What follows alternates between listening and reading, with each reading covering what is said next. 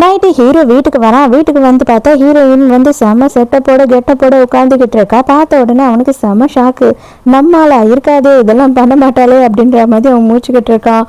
அப்பயும் வந்து அவன் என்ன கேட்குறாமா, என்னம்மா ஆச்சு உனக்கு, எதுனா பிரச்சனையா, நீ இந்த மாதிரி எல்லாம் பண்ண மாட்டியே, நீ இப்படி எல்லாம் நடந்துக்க மாட்டியே அப்படின்னு சொல்லிதான் கேட்குறான். கடைசி வரைக்குமே என்னோட லைஃபும் கூட தான் அப்படின்னு தெரிஞ்சிடுச்சு. இதுக்கு மேலேயும் வந்துட்டு நான் முட்டி மோதி உன்னை எதிர்த்தே வாழ்ந்து என்னதான் பண்ண முடியும், அதனால உன்னோடைய ஒத்து போய் ஒத்துமையா சந்தோஷமா வாழலாம் அப்படின்ற முடிவுக்கு வந்துட்டேன் அப்படின்னு சொல்றா.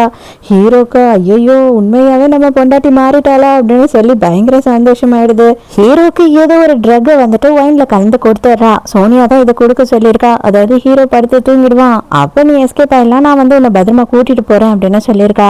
ஹீரோ அப்படியே ரொமான்டிக்கா கிட்ட போகும்போது அவனுக்கு தலையெல்லாம் சுத்த ஆரம்பிக்குது. அப்ப ஹீரோயின் என்ன சொல்றானா, நான் தான் இதை பண்ணேன், நான் இங்க இருந்து போக போறேன், உண்மையாவே நான் வந்து உன் கூட ஒத்துமையா வாழ்ந்தா நீ மாறிடுவேன்னு நினைச்சேன், ஆனா நீ மாறவே இல்லை, எதுக்காக நீ வந்துட்டு என்னோட பாய் ஃப்ரெண்டை அந்த அளவுக்கு டார்ச்சர் பண்ற அப்படின்னு சொல்லி கேட்குறா.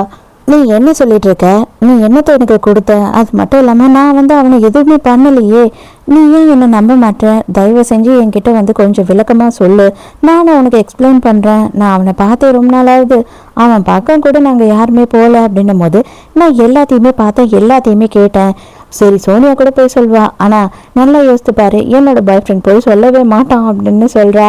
இன்னைக்கு உன்னால என்னை தடுத்து நிறுத்தவே முடியாது அப்படின்னு சொல்லிட்டு ஹீரோயின் அவன் கண்ணு முன்னாடியே அங்கிருந்து கிளம்புறா. தயவு செஞ்சு இங்க இருந்து போகாத, ஏதோ சம்திங் ராங்கா இருக்கு அப்படின்னு சொல்லிட்டு இவன் இங்க இருந்து கத்திக்கிட்டு இருக்கான். ஆனா அவ கேட்கவே இல்லை, அங்கிருந்து கிளம்பி போயிடுறா.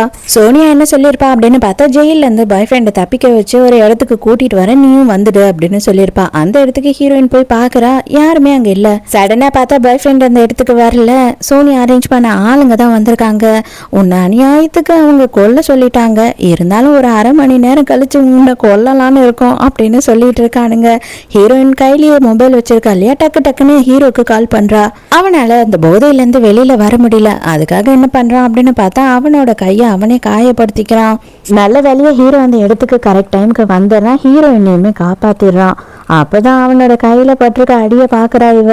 தயவு செஞ்சு என்னை மன்னிச்சிடு, நான் வந்துட்டு உன்னை கஷ்டப்படுத்தணும் அப்படின்னு நினைக்கல, அவ அதனால உனக்கு ஒண்ணுமே ஆகாதுன்னு தான் சொன்னா, அவ எனக்கு பொய் சொல்லியிருக்கா போல, ஆனா நீ பண்ணதுதான் தப்பு, நீ எதுக்காக அவனை கஷ்டப்படுத்துற, நீ எதுக்கு என்கிட்ட போய் சொன்ன அப்படின்னும் போது இவன் செம கொலவெறியில இருக்கான். அடியே என்னையே ஏமாத்திட்டு நீ வெளில வரலாம் அப்படின்னு முடிவு பண்ணிட்டல, நான் கொஞ்சம் சிரிச்சு சந்தோஷமா உன்கிட்ட பேசினேன், உடனே என்னை வந்துட்டு ஒரு முட்டாள் மாதிரி நீ ட்ரீட் பண்ணிட்ட அப்படின்னு சொல்லி கழுத்தை பிடிச்சி அழுத்துறான்.